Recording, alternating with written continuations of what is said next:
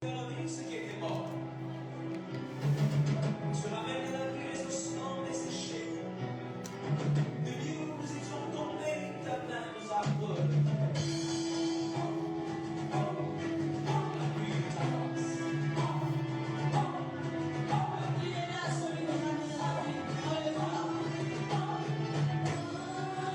shalom, papa de l'hiver.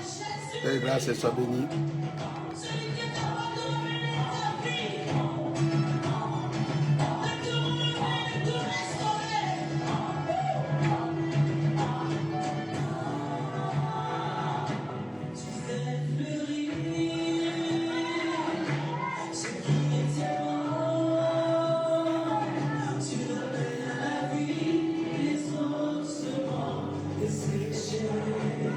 Bonsoir papa Carmen, bienvenue. Bonsoir maman Judith, bienvenue.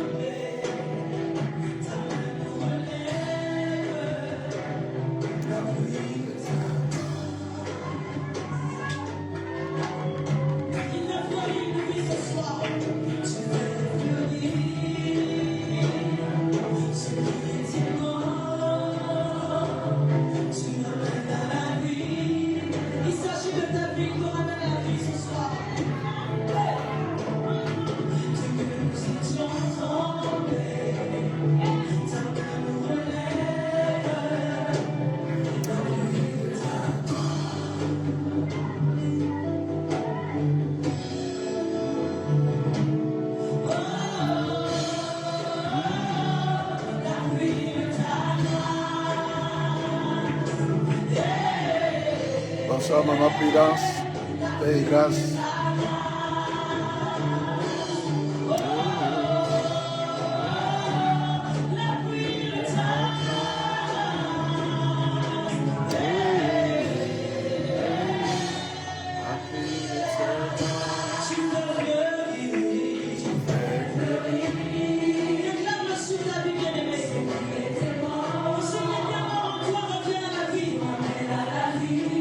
Shalom, shalom, aimé de Dieu.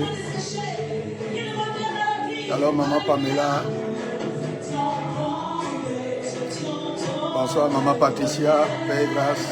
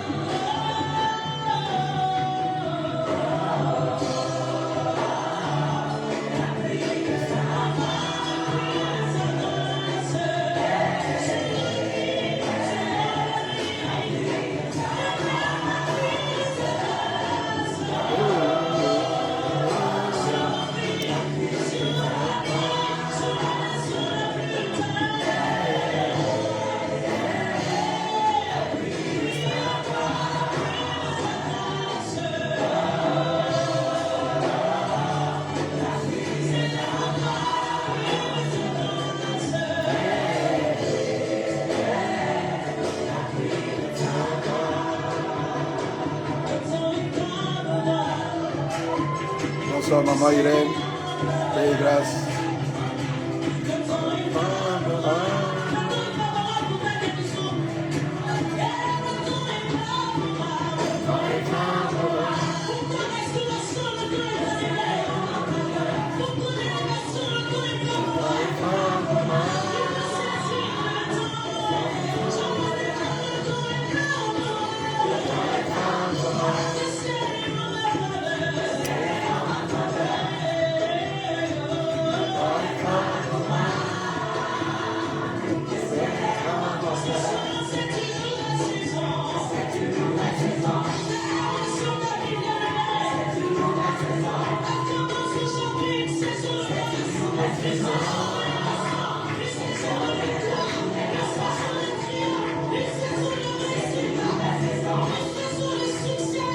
Bonsoir, Maman Josette. Père, grâce.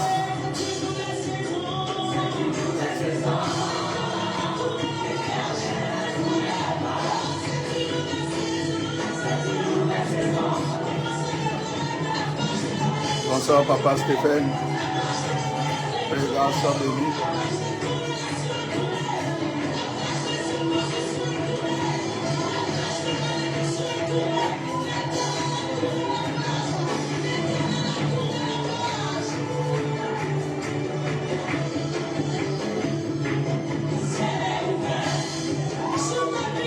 Shalom, Papa Carl. Père, grâce à toi.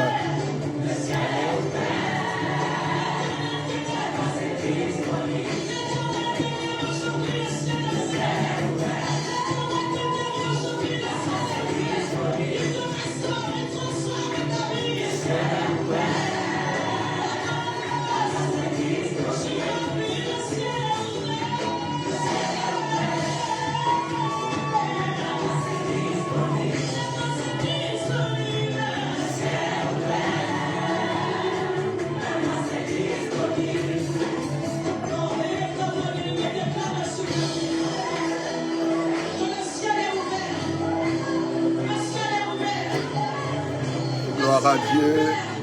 Shalom, shalom à tous. Que la divine grâce de notre Seigneur Jésus-Christ de Nazareth, l'amour de Dieu notre Père et la communion du Saint-Esprit soit notre partage ce soir au nom de Jésus. Nous sommes encore là pour notre rendez-vous de lundi d'enseignement et nous prenons la base bien-aimée de ces moments parce que Jésus avait dit à Marthe que Marthe, Marthe, tu te préoccupes pour trop de choses pour rien. Et Jésus va déterminer, bien-aimé, notre premier besoin. Jésus va dire à Marthe, une seule chose est importante, pas deux. Une seule chose est importante. Pourquoi? Parce que ces jours-là, c'est comme, bien-aimé, ce que tu es en train de faire. Marie était venue s'asseoir pendant 1 heure pour écouter, bien-aimé, Jésus enseigner. Alors, tu n'es pas en train de perdre ton temps, tu es en train, par contre, de le rentabiliser parce que 1 heure dans ses parvis vaut mieux que 1000 ailleurs.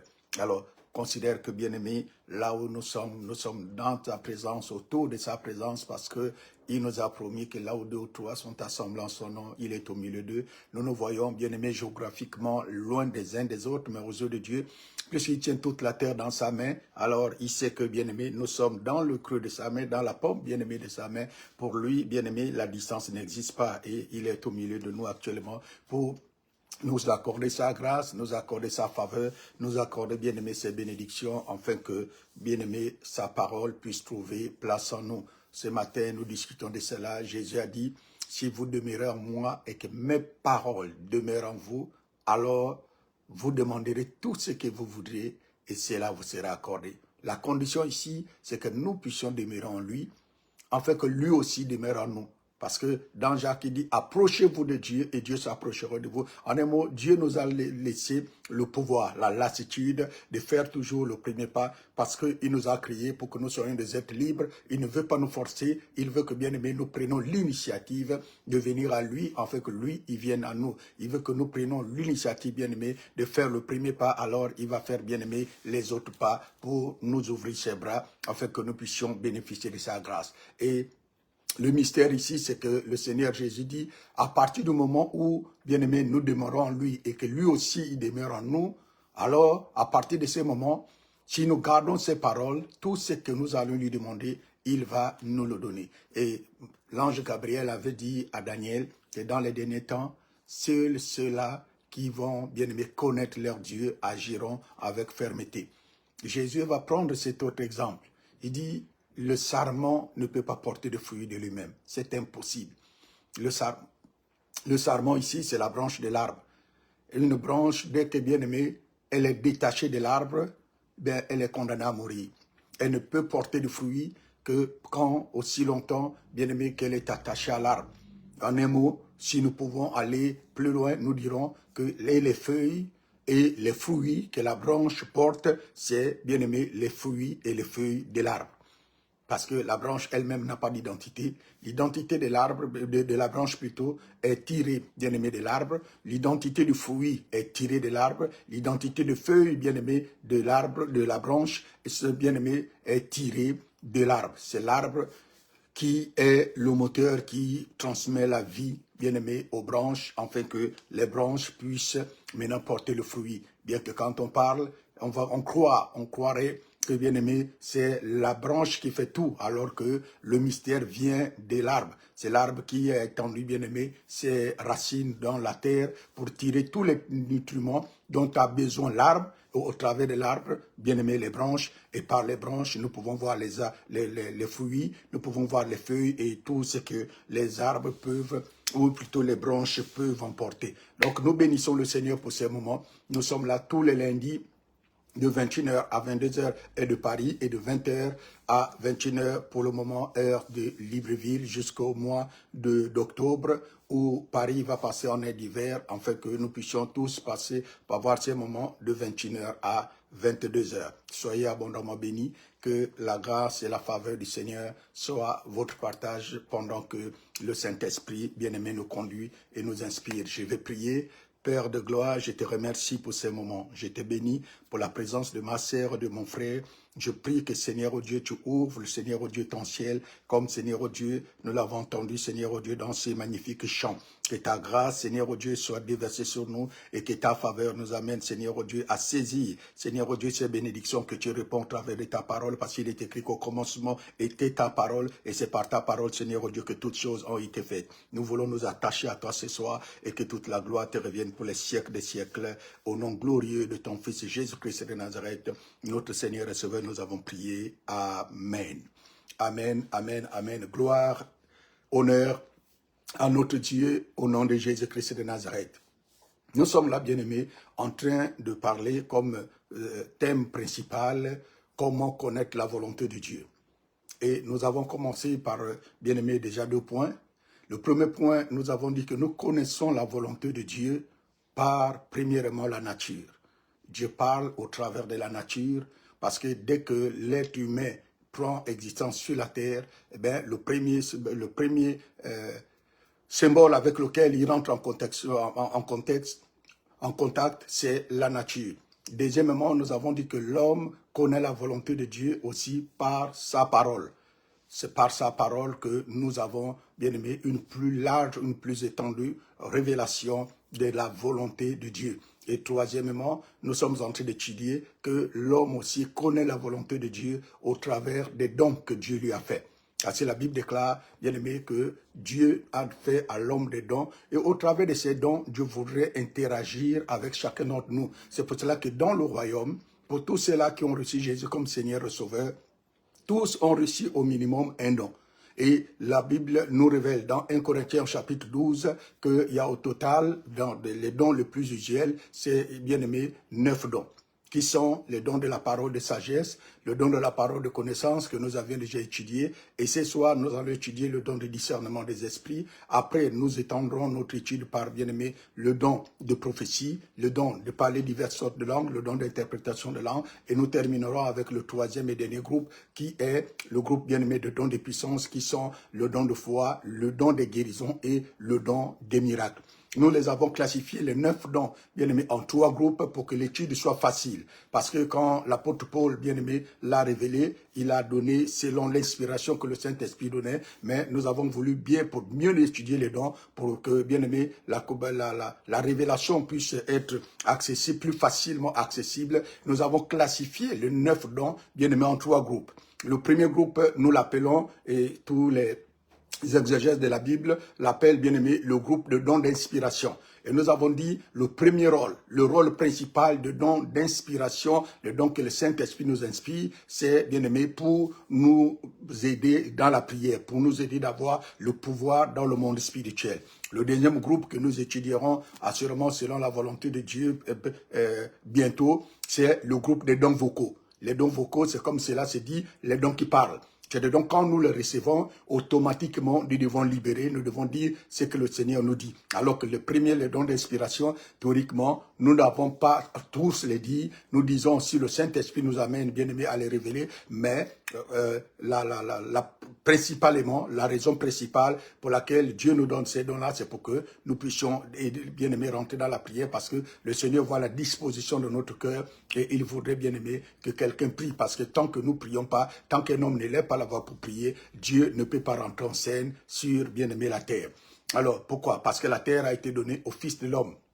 L'homme de Dieu agit au niveau, bien aimé, du ciel, mais la terre, c'est l'homme qui doit ouvrir la porte et qui doit autoriser à Dieu de venir agir parce que Dieu l'a voulu ainsi. Et le dernier groupe, bien aimé, que nous allons étudier, par lequel nous connaîtrons la volonté de Dieu, c'est le groupe de dons de puissance qui sont le don de foi, le don de guérison et le don de miracle. Donc nous avions déjà étudié le don de la parole de sagesse et nous avons établi que le don de la parole de sagesse est un don qui nous permet, par lequel le Saint-Esprit nous révèle les choses à venir. C'est le don qui nous permet d'avoir des solutions sur, bien aimé, les choses à venir, d'avoir une vision sur ce qui va arriver. Et nous avons beaucoup attardé, bien aimé, retardé dessus. Et nous nous étions dit que c'est pour cela que vous allez vous rendre compte que lorsque vous allez voir tous ceux qui n'ont pas l'Esprit de Dieu, ils vont pouvoir vous révéler vos vies passées.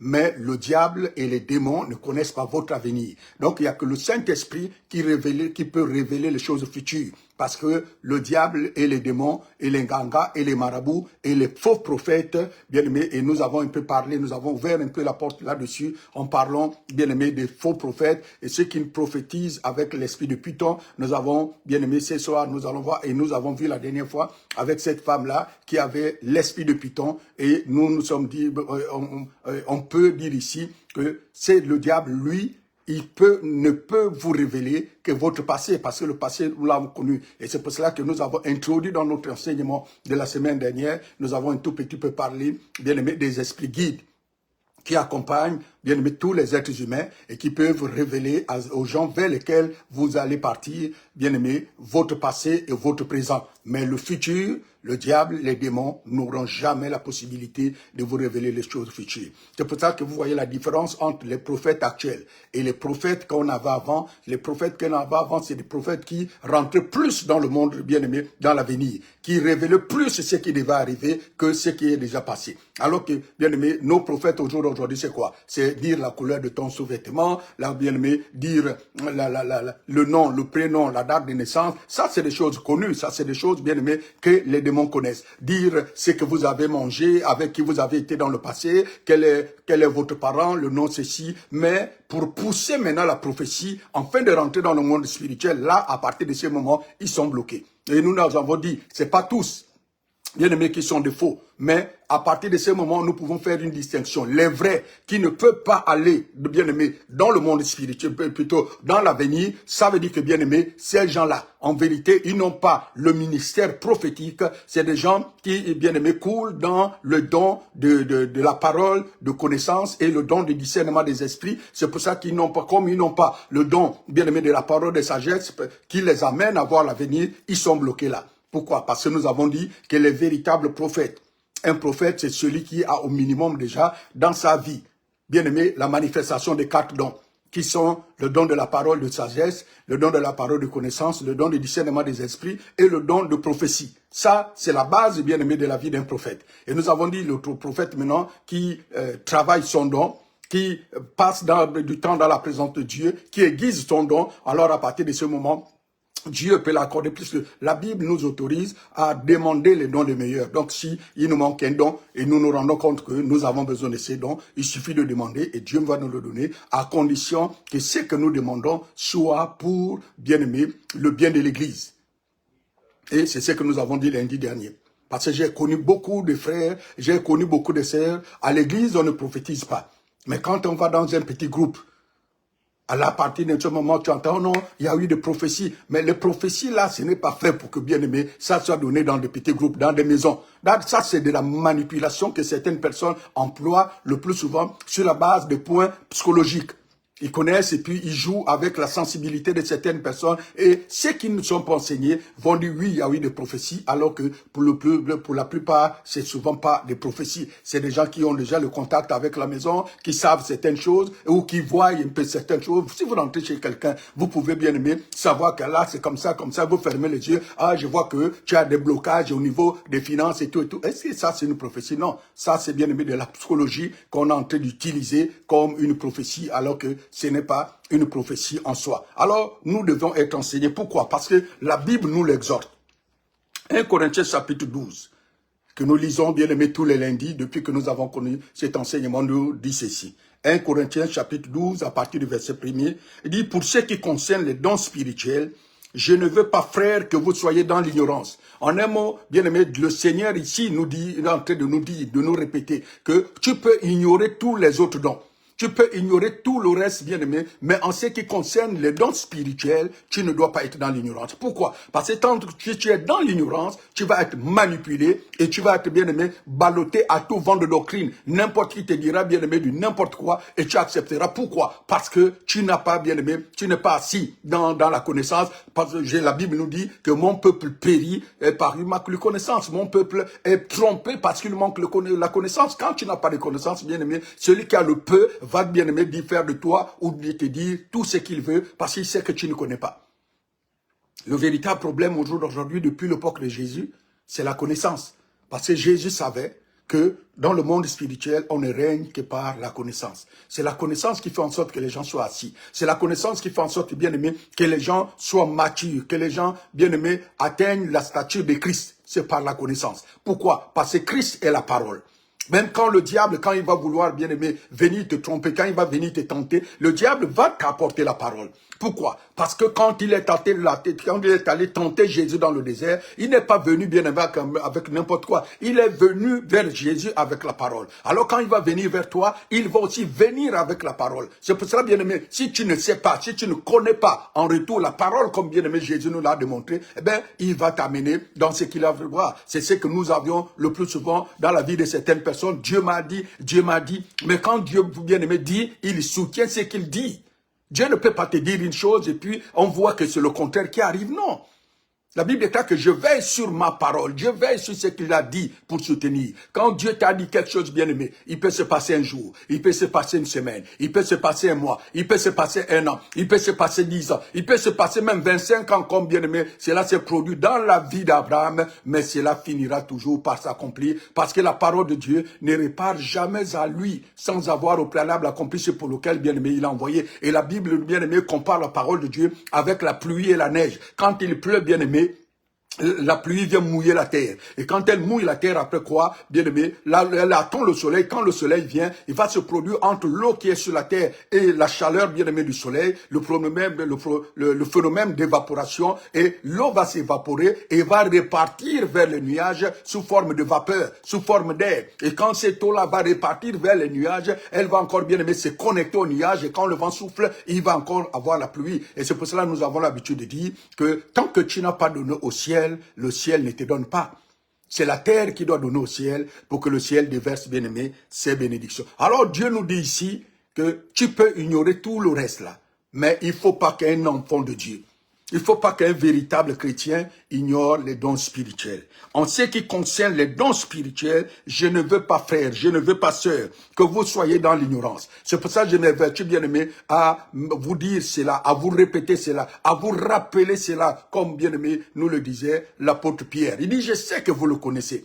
Mais je m'avertis à vous rappeler cela, à rappeler cela à votre sainte foi, pour que vous soyez assis, pour que vous soyez affermis, pour que, bien aimé, vous ne puissiez pas être ballotté à tout vent de doctrine, pour que quelqu'un ne vienne pas, bien aimé, vous sous forme de connaissance, vous dire des choses, bien aimé, qui ne sont pas en accord avec la parole de Dieu.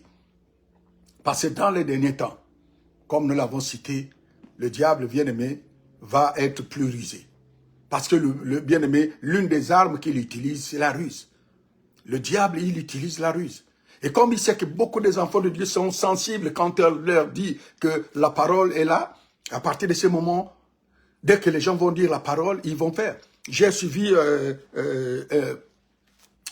comment on appelle ça, une discussion, une émission où un homme de Dieu était en train de débattre avec un musulman. Et cet homme de Dieu a été coincé par un petit problème de rien du tout. Un petit problème sur la résurrection.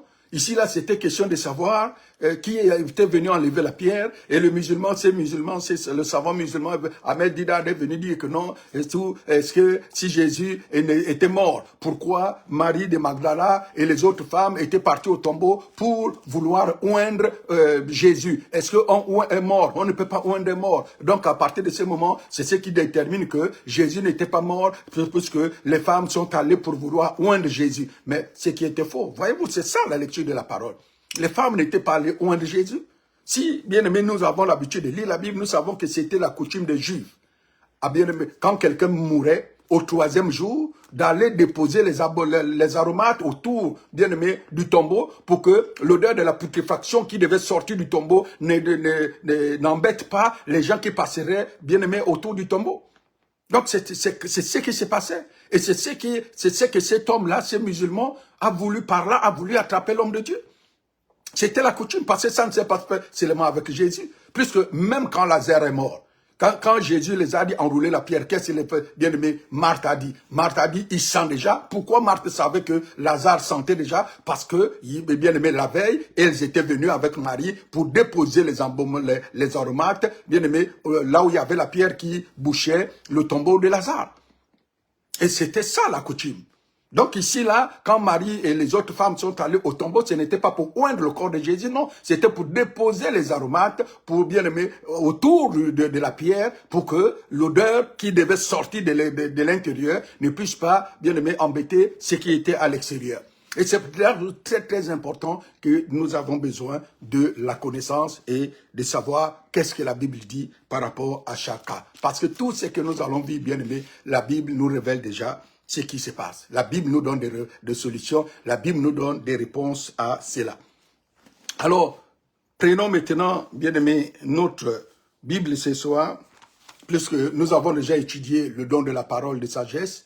Nous avons dit que c'est un don qui spécifiquement nous permettait d'avoir une révélation dans le monde, bien aimé, dans l'avenir, qui nous révélait les choses futures. Nous avons parlé à 2 reprises pendant 2 semaines de lundi du don de la parole de connaissance. Nous avons dit que c'était un don qui nous révélait les choses passées et les choses futures. Et lundi dernier, nous avons pris l'exemple de Salomon avec, bien aimé, les 2 femmes qui l'une avait perdu son enfant et qui était en train de discuter le deuxième enfant, le deuxième bébé qui était vivant. Alors Salomon a demandé qu'on puisse tuer l'enfant, le diviser en 2. Et l'une des femmes, là, celle qui avait l'enfant vivant, n'a pas voulu qu'on tue l'enfant. Mais celle qui avait déjà vu son enfant mourir, qui voulait que l'autre aussi perde l'enfant, a dit, vous pouvez tuer l'enfant pour que tous les 2, on puisse en perdre. Et Salomon, par là, a jugé par la sagesse que Dieu lui avait donnée, que, bien aimé, l'enfant appartenait à la femme qui ne voulait pas la mort de l'enfant. Et on a parlé de la sagesse, et nous avons dit lundi qu'en vérité, la sagesse de Salomon ici venait d'une manifestation, bien aimé, du don de la parole de connaissance.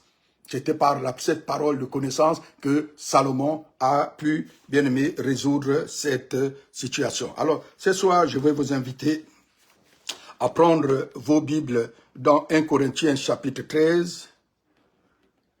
1 Corinthiens chapitre 13, à partir du verset 8 jusqu'au verset 10, il est écrit ceci, 1 Corinthiens chapitre 13, verset 8 à 10. Ayant ensuite traversé toute l'île jusqu'à Paphos, ils trouvèrent un certain magicien, faux prophète, juif nommé Bar-Jésus, qui était avec le proconsul Sergius Paulus, homme intelligent. Ce dernier fit appeler Barnabas et Saul et manifesta le désir d'entendre la parole de Dieu. Verset 8. Mais Élymas, le magicien, car c'est ainsi, car c'est ce que signifie son nom, leur faisait opposition, cherchant à détourner de la foi le proconsul. Verset 9. Alors Saul, appelé aussi Paul, rempli du Saint-Esprit, fixa les regards sur lui et dit, verset 10, homme plein d'espèces de ruses, vous entendez? Homme plein d'espèces de ruses et de fraude, fils du diable, ennemi de toute justice, ne cesseras-tu point de pervertir la voie droite du Seigneur? Verset 11. Maintenant, voici la main du Seigneur est sur toi. Tu seras aveugle et pour un temps, tu ne verras pas le soleil. Aussitôt l'obscurité et les ténèbres tombèrent sur lui, et il cherchait en tâtonnant des personnes pour le guider. Alors le proconsul, voyant ce qui était arrivé, crut, étant frappé de la doctrine du Seigneur. Paul et ses compagnons, s'étant embarqués pour Passos, se rendirent à Perge, en Pamphylie. Jean se sépara d'eux et retourna à Jérusalem. Ici, qu'est-ce qui s'est passé? Dans cette histoire, la Bible déclare que lorsque Paul et Barnabas, avec Jean, ils avaient un compagnon qui s'appelait Jean. C'est pour ça que j'ai poussé la lecture, bien aimé, jusqu'au verset 13. Le Jean là, c'est le même Jean, bien aimé, qui a écrit l'évangile selon, c'est qui avait un peu... Oui, le Jean là, c'est celui qui était le disciple. D'abord, un des disciples bien-aimés de Pierre, qui, plus tard, est devenu disciple de Jésus. C'est celui-là par lequel la discussion entre Barnabas et Paul est venue et qui les a amenés, lors du deuxième voyage missionnaire de l'apôtre Paul, à se séparer, afin que chacun d'eux prenne son chemin. Donc ici, quand la Bible déclare que lorsqu'ils sont arrivés à Paphos, ils ont trouvé qu'à Paphos, il y avait un certain homme qui était là, qui était un magicien et qui s'appelait Bar-Jésus. Il était un prophète bien-aimé, un faux prophète, et il était juif. Donc ici, là, l'apôtre Paul a déjà rencontré ça. Et ces prophètes, il les a amenés quoi? S'il a appelé faux prophète, c'est parce qu'il avait introduit, bien-aimé, dans la parole de Dieu, des actes de magie. La Bible déclare qu'il faisait de la magie. Et c'est pour cela, ce soir, bien-aimé, j'ai tenu à ce qu'on puisse parler de ces points. Je ne parle pas de tous. J'ai de bons amis qui sont de très, très bons hommes de Dieu, qui sont des prophètes. Et je dis, nous devons faire très attention. C'est pour cela que ce soir, nous étudions bien aimé le don de discernement, parce que c'est le don dont nous avons le plus besoin dans ces derniers temps. Pourquoi? Parce que la plupart des prophètes qui sont en train de marcher avec nous, qui sont en train de prophétiser, bien aimé, avec nous, sont des prophètes magiciens. Je ne parle pas de tous, mais je parle de ceux-là que vous allez reconnaître, puisque nous sommes en train d'étudier les dons qui vont nous amener, bien aimés, à avoir la révélation sur comment ils agissent, comment agissent les faux et comment aussi agissent les vrais. Quand nous avons, bien aimé, une connaissance soutenue, bien aimé, par rapport aux dons, alors nous n'allons plus être trompés, nous n'allons plus tomber dans le jeu, bien aimé, de ceux qui sont faux. Pourquoi? Parce que les faux ont une caractéristique, de la même manière aussi, les vrais ont une caractéristique. La Bible déclare que le premier point que, bien aimé, la Bible nous fait ressortir ici, c'est que cet homme, ce faux prophète, ce Bar-Jésus, bien aimé, il était son rôle, c'était de faire en sorte que le proconsul ne puisse pas, bien aimé, accéder à la véritable foi. Alors, si vous rencontrez un prophète, qui, comme nous le rencontrons aujourd'hui, bien aimé, beaucoup aujourd'hui, qui vont vous amener dans des choses qui n'ont rien à voir avec la parole de Dieu, qui n'ont rien à voir avec, bien aimé, ce qu'il faille faire. À partir de ce moment, faites très attention. Parce que vous rencontrerez des prophètes qui vont vous dire aujourd'hui que pour que Dieu puisse, bien aimé, vous exaucer, vous n'avez plus besoin de prier, vous n'avez plus besoin d'aller à l'église, vous avez besoin de faire ceci, de faire cela, alors que, bien aimé, tout ce que Dieu nous accorde, tout ce que Dieu fait dans nos vies, c'est pour un seul but principal, bien aimé, c'est pour notre relation ou notre connexion, notre communion avec lui. Alors si quelqu'un vous amène à vous détourner de la communion avec Dieu, de l'intimité avec le Saint-Esprit, c'est que lui là c'est un faux. Alors c'est pour ça que quand nous lisons ici, à partir du verset 8, la Bible déclare que lorsque le proconsul a émis le besoin, a manifesté le besoin d'entendre la parole de Dieu, verset 8, mais Élymas le magicien, car c'est ce que signifie son nom, leur faisait opposition, cherchant à détourner de la foi le proconsul. Détourner de la foi. Alors quand vous rencontrez quelqu'un qui veut vous détourner de la foi, à partir de ce moment, posez-vous la question.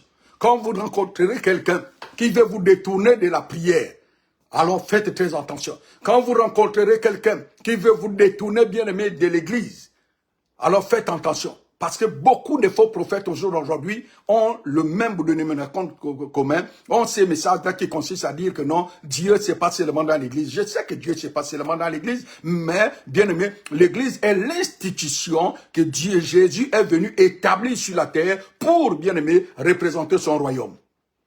Vous devez retenir ça. L'église est la seule institution qui représente le royaume de Dieu.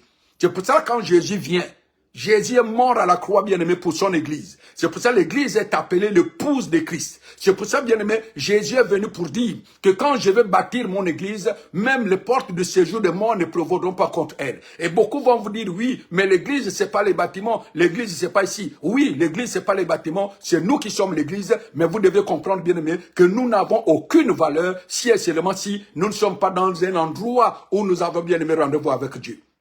Pourquoi?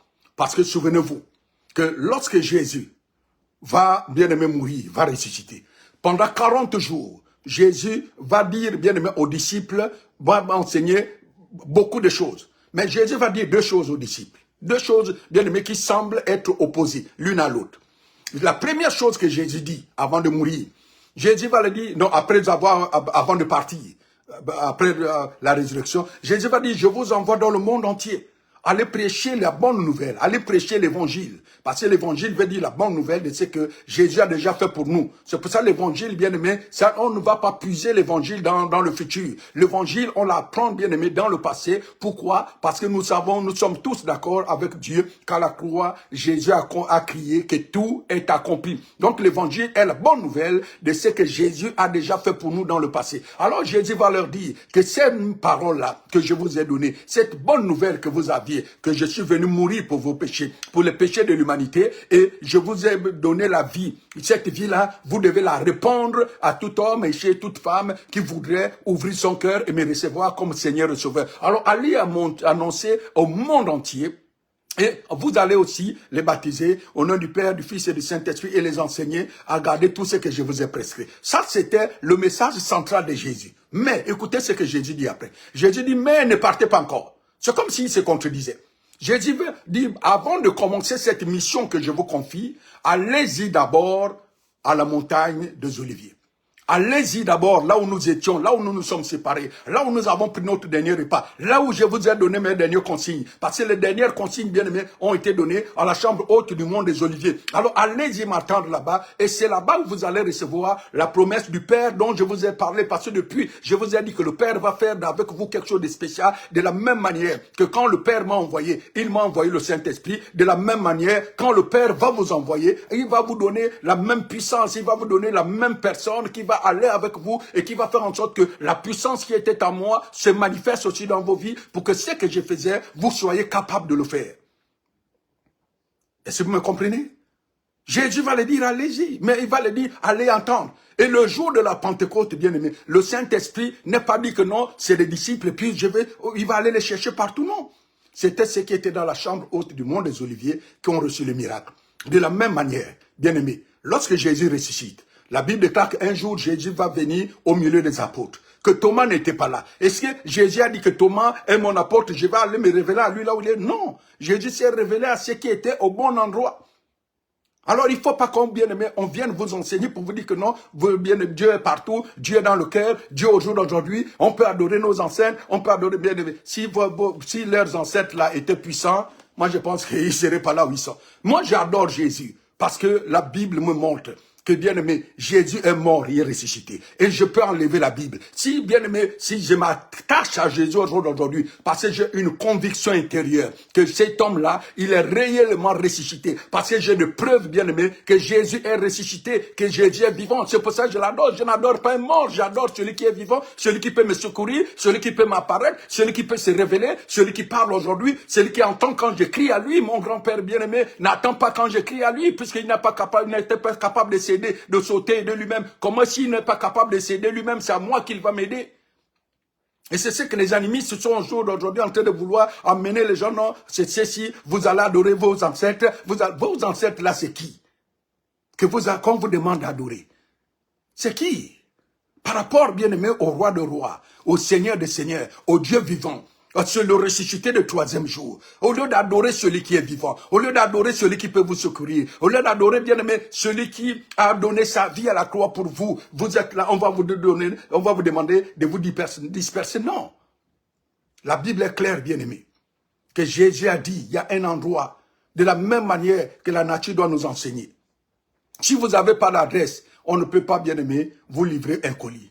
On ne peut pas savoir qu'à telle heure, à tel moment, on va vous bénir. C'est comme nous sommes là tous les lundis, à la même heure là, pendant ces temps-ci. Le Saint-Esprit sait que s'il a besoin d'une révélation à t'apporter, il va venir, bien-aimé, passer par moi pour t'apporter cette parole, pour t'apporter cette révélation, pour t'apporter, bien-aimé, cette solution, pour t'apporter cette solution. Pourquoi? Parce que dans sa parole, il a déjà écrit dans le psaume 133, « Oh, voici qu'il est doux, qu'il est merveilleux pour les frères de demeurer ensemble. » Pas pour les frères de rester chacun de lui, bien-aimé, dans son côté, de demeurer ensemble. C'est comme l'huile la meilleure qui est répandue sur la tête, qui descend sur la barbe d'Aaron et qui mouille ses vêtements. C'est comme la roseau de l'Hermon qui vient sur les montagnes de Sion. Et c'est en cet endroit-là seulement, que Dieu envoie la bénédiction la meilleure et la vie pour l'éternité. Dieu ne disperse pas, bien-aimé, ces bénédictions à n'importe qui, à tout vent, bien-aimé, veut l'entendre pour que, bien-aimé, cela vienne. Non. Nous avons étudié que Dieu est omniprésent. Mais Dieu n'agit pas avec l'humanité par son omniprésence. Dieu, pour qu'il puisse, bien-aimé, agir avec toi, il faut un lieu de rencontre. Il faut un lieu de rendez-vous. C'est pour cela, bien-aimé, lorsque Salomon avait bâti le temple, David a eu la pensée. David, quand il est passé roi, il s'est dit, moi j'habite un palais. Mais Dieu va habiter, l'arche de l'Éternel habite dans une tente. Dieu me parle au travers de l'arche qui est dans la tente. Alors, je vais aussi construire, puisque l'image de Dieu ici, c'est le tabernacle que Moïse avait bâti, avec, bien aimé, le modèle que Dieu avait pris soin de montrer à Moïse dans le ciel. Ça veut dire que ce tabernacle-là, bien aimé, était le prototype ou l'image, la représentation du prototype que Moïse avait vu, bien aimé, au ciel. Alors Moïse, qu'est-ce que David va dire? David va dire, dans ce cas, je vais aussi bâtir à l'Éternel un palais qui soit plus beau que le mien. Alors Dieu va venir, va descendre au travers, bien aimé, du prophète Nathan, va dire à David, tu es un homme de guerre, tu as versé beaucoup de sang, là, tu ne vas pas le faire pour moi, mais par contre, ton fils va venir le faire. Alors, quand, bien aimé, Salomon va bâtir ses temples, dont les architectes, jusqu'à aujourd'hui, près de bien-aimés, de 4000 ans plus tard, ils sont en train d'étudier, parce que l'architecture avec laquelle Salomon a, bien-aimé, ou les ouvriers qui avaient bâti ces temples avaient utilisé, jusqu'à aujourd'hui, ça étonne, bien-aimé, les scientifiques, ça étonne, bien-aimé, les architectes. Comment, à leur époque, ils n'avaient pas encore les instruments que nous avions aujourd'hui, même malgré, bien-aimé, les instruments que la science a aujourd'hui pour bâtir, les murs ne sont pas aussi droits que les murs, bien-aimé, du temple de Salomon. J'ai suivi un documentaire, le temple de Salomon, bien aimé, les défauts du mur, bien aimé, sont à l'ordre du micron. À l'ordre du micron. Je ne sais pas si vous connaissez un micron. Hein? Un micron, c'est la centième, c'est la millième partie, bien aimé, du millimètre. Donc c'est vraiment très très fin. C'est un temple qu'on peut dire qui était parfait en tout genre. Alors, ça c'est ce que Dieu peut faire. C'est pour ça qu'il est très très important, bien aimé, que nous puissions nous tourner vers Dieu. Parce que c'est lui qui nous connaît. Alors, par rapport, bien aimé, à ça, quand Salomon a bâti ses temples, quand on a fini de bâtir ses temples, bien aimé, il n'y avait rien du tout. C'était une maison comme toute autre maison. Mais, quand, bien aimé, le jour de la dédicace, que les sacrificateurs sont allés enlever l'arche de l'alliance, bien aimé, de la tente dans laquelle était l'arche d'alliance, ils sont rentrés avec, bien aimé, ils sont passés par le parvis, rien ne s'est produit, ils sont passés, bien aimé, par le lieu saint, rien ne s'est produit, et ils sont rentrés avec, bien aimé, le tabernacle dans le lieu très saint. Dès qu'ils ont déposé le tabernacle, alors les sacrificateurs ont commencé à voir un phénomène, bien aimé, qui s'est déroulé dans ces lieux. Ils ont vu que le lieu très saint commençait à être rempli, bien aimé, de fumée. La gloire de Dieu, la Shekinah de Dieu a commencé à descendre, la gloire de Dieu a commencé à remplir, et ils étaient obligés de sortir rapidement. Et le Shekinah est parti, bien aimé, du lieu très saint. Elle a envahi, bien aimé, le lieu saint. Et bien aimé, même au travers du parvis, on voyait cette gloire qui se manifestait. On voyait, bien aimé, cette épaisse fumée de la gloire de Dieu. Le poids de cette gloire qui se manifestait, à tel point que tout le bien aimé, les enfants d'Israël qui étaient ces jours-là, se sont prosternés pour dire oui, Dieu a agréé cette maison. Et quand vous lisez la prière des dédicaces de Salomon, vous allez vous rendre compte que, bien aimé, la dédicace de Salomon, la prière plutôt de dédicace de Salomon, était dirigée vers le temple. Était vers le temple. Et jusqu'à aujourd'hui, il y a des gens, les Juifs continuent à adorer Dieu au travers du temple. Au travers, bien aimé, des murs de lamentation, là ils font les fondations, bien aimé, du temple de Salomon qui ont résisté avec le temps. Ils croient, ils savent que, bien aimé, il y a quelque chose dans ces lieux. Alors qu'on ne vous dise pas que non, le temple n'a rien, on ne peut adorer. Non, ça c'est pas le message de Dieu. D'ailleurs, je ne sais pas pour les autres, mais moi là, depuis que je l'ai reçu, quand je ne suis pas à l'église, je ne suis pas à l'aise parce que la première chose que, bien aimé, il m'a dit, c'est d'aller à l'église. Je ne sais pas quel est le Dieu que les autres ont de foi pour vous dire que non, vous pouvez rester à la maison, tu es à l'aise. Mais la plupart des gens que j'ai rencontrés me rendent le même témoignage. Que quand ils n'y vont pas, ben, ils ne sont pas à l'aise. Ils sont comme s'il y a quelque chose qui manque. Et c'est comme ça. Pourquoi? Parce qu'il y a un mystère bien avec la maison de Dieu. C'est avec la maison bien aimée. Là, nous avons vu ça il y a déjà 2 semaines, que les 4 forces de l'Église, c'était lesquelles? La première force, c'était l'enseignement des apôtres, comme ce que nous sommes en train de faire. Mais la toute deuxième force, c'était quoi? C'était la communion fraternelle. La communion fraternelle, c'est l'image, bien aimée, des bénéfices de la croix. Si vous n'avez pas de communion fraternelle, vous n'allez pas bénéficier de la croix, parce que quel est l'enseignement que la croix nous donne? La croix a 2 poutres. La poutre bien aimée verticale, qui est notre relation avec Dieu, qui est la plus longue poutre. Mais il y a une poutre bien aimée horizontale, qui est notre bien aimée communion fraternelle, notre relation les uns avec les autres. Ça veut dire que si tu vis en aparté, si tu bien aimé, tu t'éloignes des autres, ben à partir de ce moment, tu ne vis pas bien aimé la communion fraternelle, tu ne vis pas la croix, et les bénéfices de la croix ne t'incomberont pas. Et comme c'est à la croix, bien aimé, que Jésus a vaincu le diable, c'est pour ça que le diable veut éloigner le maximum, bien aimé, des enfants de Dieu qui sont faibles de la croix, ou non, ou plutôt de l'église, qui est la manifestation physique de la croix.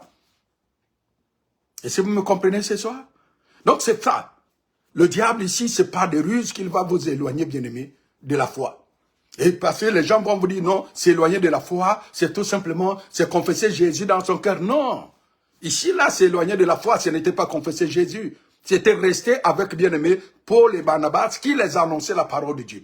Aller, le but bien aimé de Bar Jésus, d'Elimas le magicien, c'était d'amener le proconsul hors de la présence de Barnabas et de Paul. C'était ça. Ça veut dire que si quelqu'un va vous prophétiser, va vous éloigner de l'église, du temple, de la maison de Dieu, de la communion fraternelle, il veut bien aimer vous faire perdre la foi. Ça veut dire aussi, bien aimé, si et seulement si, dans votre marche ou dans des circonstances qui vont vous arriver, vous vous éloignez de la communion fraternelle, vous vous éloignez, bien aimé, de l'église, c'est aux yeux de Dieu, vous allez perdre la foi. Perdre la foi, ce n'est pas invoquer, bien aimé, n'est pas invoquer Jésus. La preuve, c'est que même les démons invoquent Jésus. Même les païens invoquent Jésus. Est-ce que vous me comprenez? Alors, rapidement, terminons par notre deuxième histoire. Nous allons continuer la semaine prochaine. Ça, c'est un texte que nous connaissons tous. Et nous allons donc lire, nous sommes toujours dans Actes des Apôtres, au chapitre 16. Nous étions au chapitre 13. Nous partons au chapitre 16. Et pour ne pas lire tout le texte, nous allons commencer la lecture à partir du verset 16. Comme nous allions au lieu de prière. Nous allions où? Au lieu de prière. Une servante qui avait un esprit de python et qui en devinant procurait un grand profit à ses maîtres, vint au-devant de nous et se mit à nous suivre. Paul et nous. Elle criait, ces hommes sont les serviteurs du Dieu très haut et ils vous annoncent la voie du salut. Si on s'arrête seulement là, qu'est-ce qu'il y a du mal dans ce qu'elle disait? Est-ce que c'était faux? Non, c'était faux. C'était vrai plutôt autant pour moi. C'est pour ça que, bien aimé, nous devions avoir le discernement. Parce que ce n'est pas tout ce qui est vrai qui nous vient de Dieu. C'est là où vous devez, bien aimé, être bien assis dans la parole. C'est pour ça, bien aimé, nous sommes en train de prendre du temps pour, bien aimé, nous enseigner ces choses-là, pour que vous compreniez que le diable ne dit pas seulement tout ce qui est faux. Le diable dit aussi ce qui est vrai, mais bien aimé, le piège du diable, la ruse du diable, c'est de faire sortir le vrai, bien aimé, du contexte normal dans lequel il doit être employé ou utilisé. La femme-là, cette femme-là, était en train de dire la vérité. Paul et Barnabas étaient les serviteurs du Dieu très haut. Et ils annonçaient, bien aimé, la voix de la vérité. Ce qu'elle disait était vrai. Alors, bien aimé, vous ne devez pas suivre parce qu'on vous dit des choses qui sont vraies pour dire que non, ça vient de Dieu. Tout ce qui est vrai ne vient pas de Dieu. Parce que le diable aussi, bien aimé, c'est dire ce qui est vrai. Plus l'hérésie est toujours constituée de 90% de vérité et de 10% de mensonges. Vous comprenez? L'hérésie, c'est ce qu'on appelle le faux.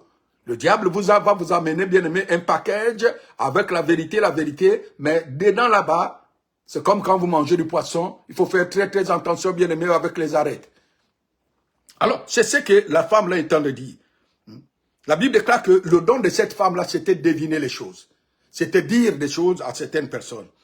Et elle, quand elle a vu Paul et Barnabas, Elle s'est criée, ces hommes sont les serviteurs du Dieu très haut. Ce qui était vrai pour les Barnabas, c'était les serviteurs du Dieu très haut. Ils vous annoncent la voie du salut. Ce qui était vrai pour les Barnabas, c'était en train d'annoncer la voie du salut. Maintenant, voilà la manifestation du don bien-aimé du discernement dans la vie de Paul. La vie de Cac, elle fit cela pendant plusieurs jours. Elle fit cela pendant plusieurs jours. Ça veut dire qu'à chaque fois, quand elle voyait Paul et Barnabas, elle disait les mêmes prophéties, les mêmes prophéties, les mêmes prophéties. Ça a déclenché, bien-aimé, la manifestation du don du discernement des esprits dans, bien-aimé, l'esprit, dans la vie de Paul, dans le cœur de Paul, pour dire à Paul, Dieu ne parle pas comme ça. Le Dieu de la Bible, il ne parle pas comme ça, parce que c'est Dieu-là. Quand il te parle, il va prendre le passé, il prend le présent, mais il va t'amener aussi dans l'avenir. Mais celle-là, il ne nous annonce que les choses que n'importe qui est capable de savoir, parce que nous sommes, premièrement, ce qui est vrai, les serviteurs de Dieu très haut, ce qui est vrai, c'est que nous annonçons la voie du salut. Mais pourquoi elle ne peut pas dire autre chose? Elle ne s'arrête que là. Pourquoi? Parce que nous avons dit, et la semaine dernière, et tout à l'heure, bien aimé, au début de ce moment, que le diable ne connaît pas l'avenir. Les démons ne connaissent pas l'avenir. Les gangas, les marabouts ne connaissent pas l'avenir. Et deux fois, ils tracent une ligne pour dire, ah, si c'est ça, des événements qui se sont passés ici, alors je peux m'hasarder. Mais la Bible est claire, nette et précise, que Dieu seul connaît, bien aimé, l'avenir. Lui-même, il dit, qu'il connaît ces choses qui vont arriver demain. Vous pouvez le lire, bien aimé, dans le livre d'Ésaïe. Alors, il est dit ça. Le verset 18. Elle fit cela pendant plusieurs jours. Paul, fatigué, se retourna et dit à l'esprit. Paul n'a pas parlé à la femme. Paul savait que cette femme-là, il y avait un esprit qui était en train de parler en elle. Il dit, je t'ordonne, au nom de Jésus-Christ, de sortir d'elle. Et il sortit à l'heure même. Et ça a causé des problèmes, bien aimés, à Paul. Pourquoi? Parce que Paul avait chassé l'esprit qui faisait en sorte que les maîtres de cette femme-là en bénéficient des fausses prophéties qu'elle était en train de donner des bien-aimés à certaines personnes. Et au jour d'aujourd'hui, le monde entier est rempli de ces personnes-là qui ont ces esprits de Python, qui prophétisent par l'esprit de Python, qui vous disent les choses, qui se mettent à faire beaucoup de choses. Moi, je vous le dis pourquoi. Parce qu'il y a quelques années, je pense, il y a 3 ou 4 ans en arrière, j'ai parlé avec un serviteur de Dieu qui m'a parlé de ces choses. Oh, pasteur Meda, oui, est-ce que tu es au courant du nouveau circuit qu'il y a dans un pays ouest-africain? Allez là-bas, à partir de ce moment, tu vas commencer à... Mais j'ai dit, mais comment vous pouvez accepter? Je ne sais même pas comment vous pouvez avoir ce genre de pensée en vous. Même rien que le fait d'avoir ce genre de pensée, ça fait vomir, c'est dégueulasse, bien aimé. Le Saint-Esprit n'est plus capable de faire ce que vous êtes en train de prendre le diable là, et il veut le sortir de là, mais nous voulons aller là-bas. Mais c'est quelle manière, bien aimé, que nous avons atteint de voir une église qui n'est plus, bien aimée, celle que Jésus a laissée. Alors, c'est très très important que nous puissions comprendre cela. Que par le don de discernement, retenons, nous allons le voir, et la semaine prochaine, nous allons aller, bien aimé, encore un peu plus. Nous allons rester là par le bien aimé d'étudier le don de discernement. Nous avons dit que le don de discernement ici, c'est un don qui nous révèle les choses, bien aimées, qui sont en train de se passer, qui nous révèle l'activité, bien aimée, du monde spirituel, qui nous révèle comment les esprits agissent, comment les esprits, bien aimés, veulent tromper les enfants de Dieu qui ne sont pas enseignés, qui ne sont pas assis, bien aimés, dans la parole de Dieu. Et nous devons être assis dans la parole de Dieu. Nous devons connaître comment le Saint-Esprit agit pour ne pas nous soumettre à cela. Mais nous allons voir la semaine prochaine que ce don-là va encore même plus loin. Parce que lorsque, bien aimé, Moïse a demandé à Dieu que je vais voir ta face. On ne peut voir la face de Dieu que par la manifestation du don du discernement des esprits. La Bible nous dit ceci. Et là, nous allons nous asseoir, bien aimé, là-dedans, à partir de la semaine prochaine. Et la semaine prochaine, nous allons, bien aimé, voir que Dieu n'a pas changé. Que Dieu est celui-là qui veut nous révéler l'avenir, que nous allons, bien aimer, vous allez vous rendre compte que la semaine prochaine, qu'il y a des choses qui vont se passer, qu'il y a des mystères que le Saint-Esprit va nous révéler, parce que nous avons la possibilité, bien aimé, d'avoir l'accès au monde spirituel. Mais avant d'avoir l'accès, Dieu ne peut nous ouvrir le monde spirituel que si et seulement si, bien aimé, nous avons la connaissance. Parce que la clé qui ouvre, bien aimé, le rideau, c'est la connaissance. Je vous ai parlé tout à l'heure, bien aimé, du temple. Le temple avait 3 parties. Le parvis, le lieu saint et le lieu très saint. Entre le lieu saint et le lieu très saint, il y avait, bien aimé, une porte qui était un grand voile. Et que ces grands voiles-là, bien aimé, avaient des spécificités, bien aimé, pour l'ouvrir. On ne l'ouvrait pas n'importe comment. Tu ne pouvais pas venir l'ouvrir, non. Il fallait aller d'un côté et l'ouvrir pour que aucun rayon, bien-aimé, de soleil, aucune lumière, bien-aimé, de la lumière ne devait atteindre dans le lieu très saint. Le lieu très saint devait être éclairé que par la manifestation de la gloire de Dieu. C'est Dieu lui-même qui illuminait, bien-aimé, ces lieux, puisqu'il est la lumière. Alors, bien-aimé, c'est ce que nous allons étudier la semaine prochaine et que vous allez voir que oui, nous avons besoin dans ces derniers temps du don, bien-aimé, du discernement des esprits pour que le diable nous laisse, bien-aimé, tranquille. Pour que le diable ne nous amène pas, bien-aimé, à la manifestation de tous les, bien-aimés, tous les vents de doctrine pour que nous puissions être stables. Alors, Dieu va le faire. Merci beaucoup à tous. Que la grâce et la faveur du Seigneur soient votre partage. Par rapport à l'heure, nous nous arrêtons par là. Je vous donne rendez-vous donc à lundi prochain. Soyez bénis et que, bien-aimé, Dieu vous ouvre les yeux pour que vous soyez assis, bien-aimé, pour marcher avec l'Esprit du Seigneur, avec, bien-aimé, la parole du Seigneur et avec, bien-aimé, la connaissance du royaume de Dieu que nous avons. Je vous remercie tous, je vous aime et comme j'ai l'habitude de le dire, je sais une chose, c'est que Jésus vous aime encore plus que moi. C'est pour ça qu'il est bien aimé que nous puissions partager ces moments, que nous puissions bien aimer partager ces temps de révélation, d'enseignement tous les lundis soirs à la même heure. Donc à lundi prochain, que Dieu vous bénisse abondamment, que cette semaine soit pour vous une semaine de victoire, une semaine bien aimée de succès, une semaine de réalisation, une semaine où la gloire de Dieu va vous accompagner, bien aimé, partout où vous irez, où les portes vont s'ouvrir, bien aimé, devant vous, où les aides de destinée vont vous accomplir, bien aimé, c'est pour lequel le Seigneur les a envoyés vers vous, au nom de Jésus-Christ de Nazareth. Soyez encore bénis, bonne nuit à tous, et à lundi prochain, Dieu voulant. Amen, amen et amen. Soyez bénis.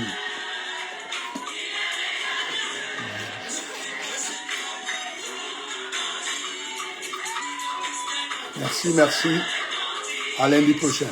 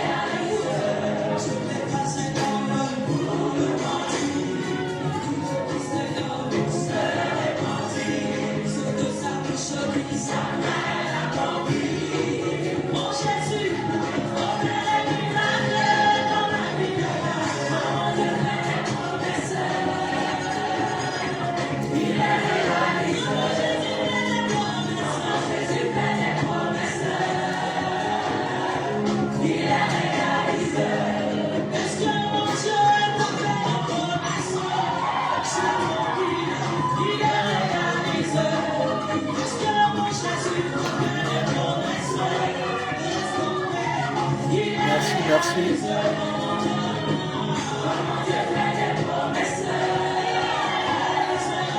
À la paix, maman Lydie.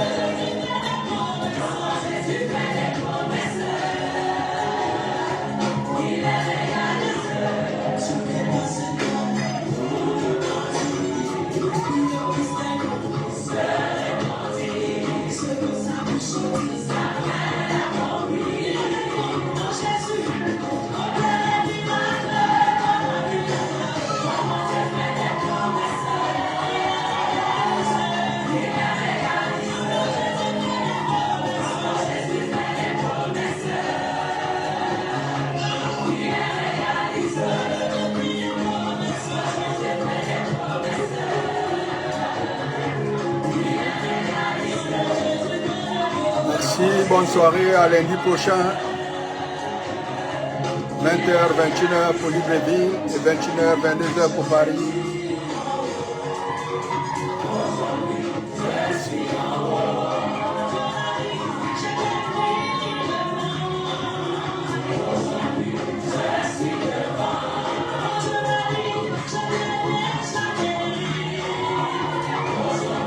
Excellente semaine à vous aussi. Bonne soirée.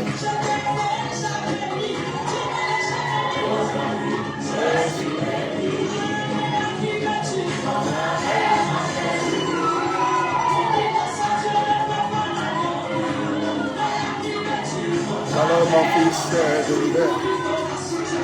Soyez bénis.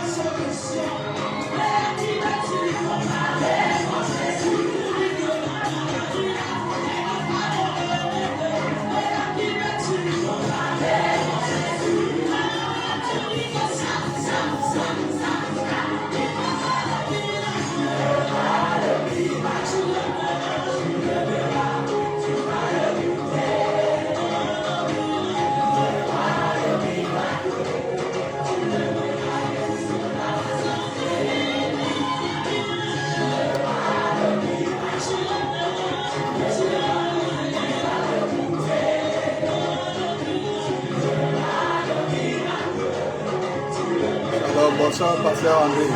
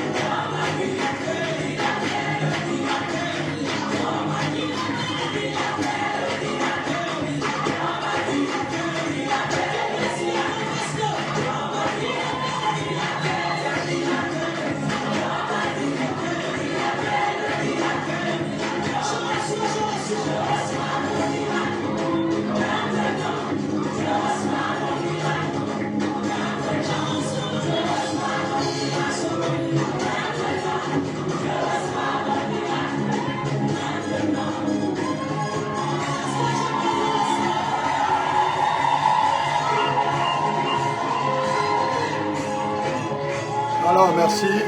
Bonne soirée. À lundi prochain. Soyez bénis au nom de Jésus-Christ de Nazareth et que sa faveur soit votre partage. Merci beaucoup à tous. À lundi. Bonne semaine.